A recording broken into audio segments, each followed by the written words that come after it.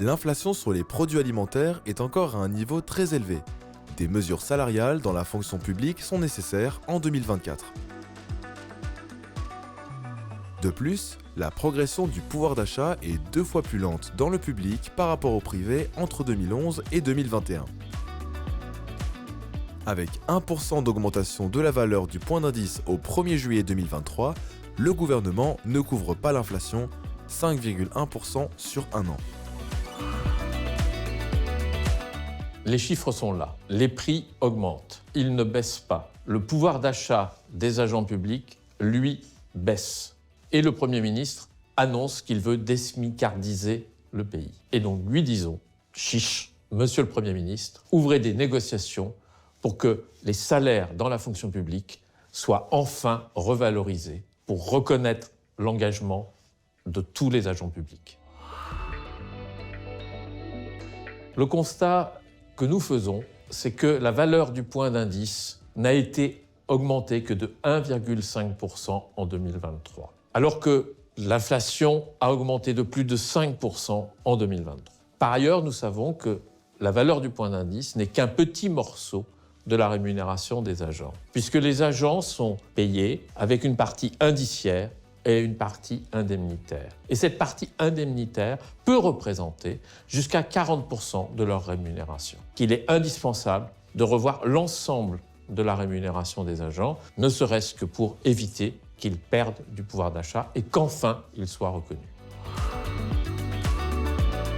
L'UNSA Fonction publique demande 2 choses. La première, c'est une négociation annuelle sur l'ensemble de la rémunération des agents, de façon à ce que l'ensemble des agents, des 3 versants de la fonction publique, puissent être augmentés chaque année, comme dans le privé. Et puis, nous avons une deuxième revendication, c'est de revoir l'ensemble des éléments qui permettent la rémunération des agents sur leur carrière. Il faut qu'ils puissent être reconnus en fonction des choix qu'ils vont faire chacun.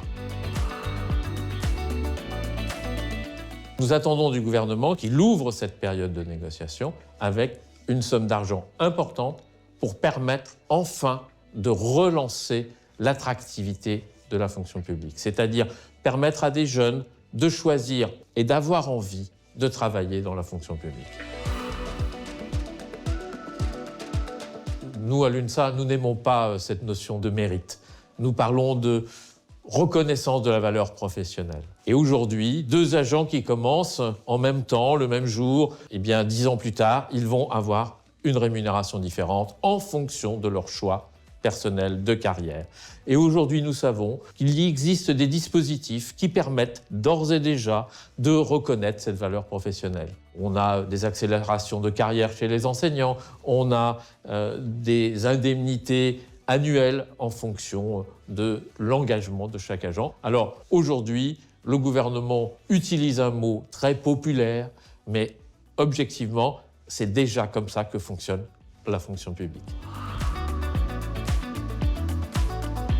Des organisations syndicales ont décidé d'une journée de mobilisation le 19 mars. Et j'appelle ici tous les agents publics à se mobiliser pour réussir le 19 mars et obliger le gouvernement à mettre sur la table l'argent nécessaire pour que l'ensemble des salaires de la fonction publique soient enfin revalorisés.